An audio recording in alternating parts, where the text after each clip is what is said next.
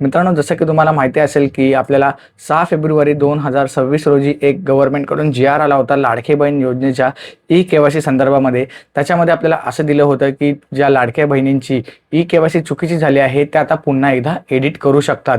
तर आपण आजच्या व्हिडिओमध्ये बघणार आहोत की आपण ती ई-के-वाय-सी कशी एडिट करू शकतो, ते आपल्या यादीमध्ये आपलं नाव आहे की नाही, आणि जर नसेल तर आपण आपलं ई-के-वाय-सी पुन्हा एकदा कशी एडिट करू शकतो. कारण की बऱ्याच महिलांना ई-के-वाय-सी बरोबर करूनही लाभ मिळणं बंद झालेला आहे. तर अशा महिलांनी ई-के-वाय-सी कशी करायची? तर मित्रांनो, आपल्याला ई-के-वाय-सी एडिट करण्यासाठी सर्वप्रथम जायचं आहे ladkibaheen.maharashtra.gov.in या ऑफिशियल वेबसाईटवरती जायचं आहे.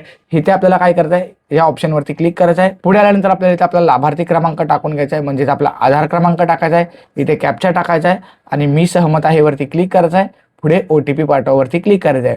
OTP पाठवावरती क्लिक केल्यानंतर जर तुम्हाला इथे एरर ऑप्शन्स बघायला मिळाला, हा आधार क्रमांक ई-के-वाय-सी दुरुस्ती यादीत नाही, म्हणजेच तुमची ई-के-वाय-सी आहे ही बरोबर आहे, तुम्ही बरोबर केले, पण तरीही तुमचा जर लाभ बंद झाला असेल तर काय करायचं? तर त्यासाठी तुम्ही अंगणवाडी सेविकेंकडे जाऊन तुमचं फिजिकल व्हेरिफिकेशन करून घ्यायचं आहे. तिकडे तुम्हाला 2 फॉर्म देतील, त्या 2 फॉर्म भरून द्यायचे आहेत.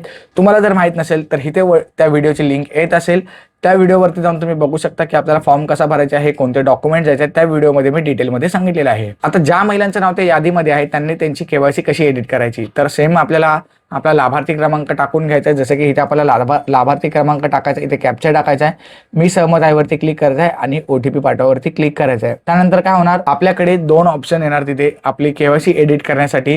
तर इथे नाही वरती क्लिक करायचं आहे केलं तर ह्याचा अर्थ होतो की बाबा आमच्या घरामध्ये सरकारी कर्मचारी आहे, असा त्याचा अर्थ होतो. दुसरा प्रश्न आहे की सेवानिवृत्तीनंतर निवृत्ती वेतन घेत नाही, म्हणजेच रिटायर झाल्यानंतर आम्ही पेन्शन घेत नाही, त्यामुळे आपल्याला नाही वरती क्लिक करायचं आहे.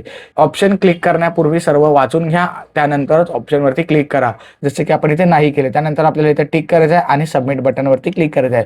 जसं आपण सबमिट बटनावरती क्लिक करणार, आपली जी के-वाय-सी आहे ती सबमिट होणार आणि तिथे आपल्याला बघायला मिळेल की तुमची जी के-वाय-सी आहे ती यशस्वीरित्या पूर्ण झालेली आहे.